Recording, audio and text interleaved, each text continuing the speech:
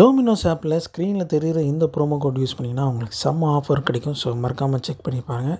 நான் ரீசெண்டாக அண்ணா நகரில் இருக்கிற பாம் ஷோ ரெஸ்டாரண்ட் தான் வந்து பஃபே சாப்பிட போயிருந்தேன்.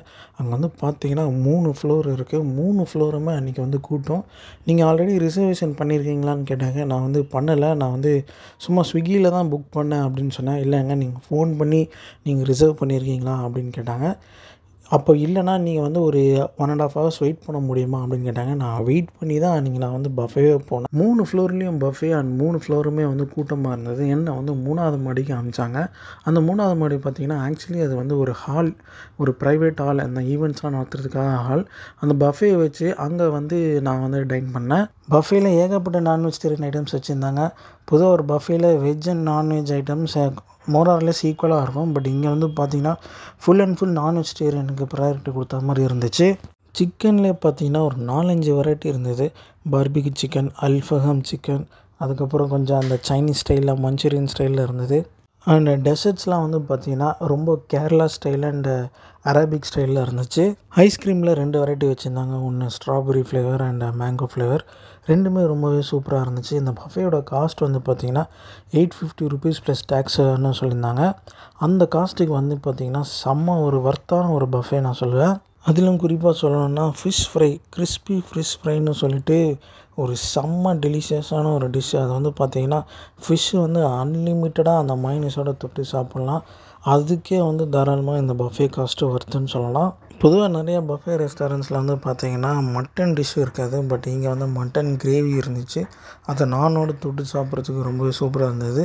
அது மட்டும் இல்லாமல் இடியாப்பமும் இருந்தது. அண்டு இடியாப்பம்லேயே பிரியாணி கூட செஞ்சு வச்சுருந்தாங்க.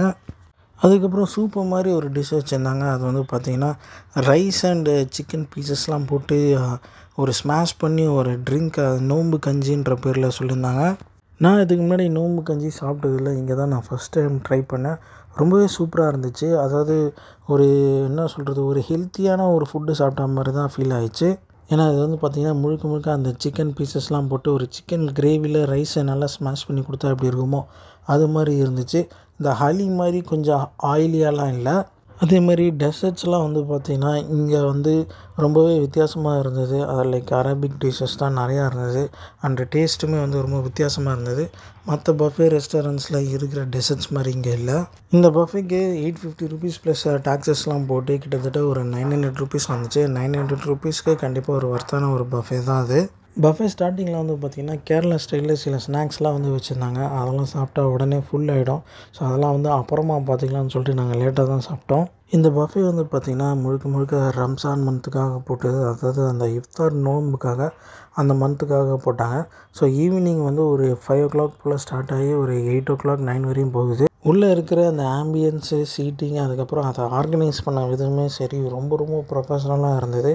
சென்னையிலே ஒரு தி பெஸ்ட்டு ஒரு இஃப்தார் பஃபேனா கண்டிப்பாக இந்த இடம் சொல்லுவேன். நம்ம சேனலில் வந்து பார்த்திங்கன்னா நிறைய ஃபுட் அண்ட் ட்ராவல் வீடியோஸ் தொடர்ந்து போட்டுகிட்டே இருக்கோம். சென்னையில் இருக்கிற எல்லா டாப் பஃபே ரெஸ்டாரண்ட்ஸையும் கவர் பண்ணி போட்டுட்ருக்கோம்.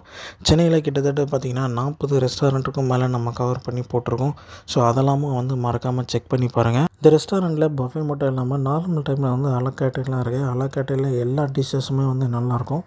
பஃபேயில் வச்ச எல்லா டிஷ்ஷஸும் அலக்காட்டையில் இருக்கிறனால நீங்கள் வந்து அண்ணா நகர் சைடாக போனீங்கன்னா கண்டிப்பாக ட்ரை பண்ணி பாருங்கள். இன்னும் வேறு என்னென்ன ரெஸ்டாரண்ட்ஸ்லாம் நம்ம கவர் பண்ணி போகலான்னு நீங்கள் கமெண்ட்ஸில் சொல்லுங்கள். நானும் அந்த ரெஸ்டாரண்ட்டில் போயிட்டு சாப்பிட்டு பார்த்துட்டு என்ன பெஸ்ட்டு டிஷ்ஷஸ் ட்ரை பண்ணலான்னு சொல்கிறேன். மீண்டும் ஒரு நல்ல வீடியோட உங்களை சந்திக்கிறேன். Until then, it's bye from Murugan Chakko. Do subscribe guys. Bye.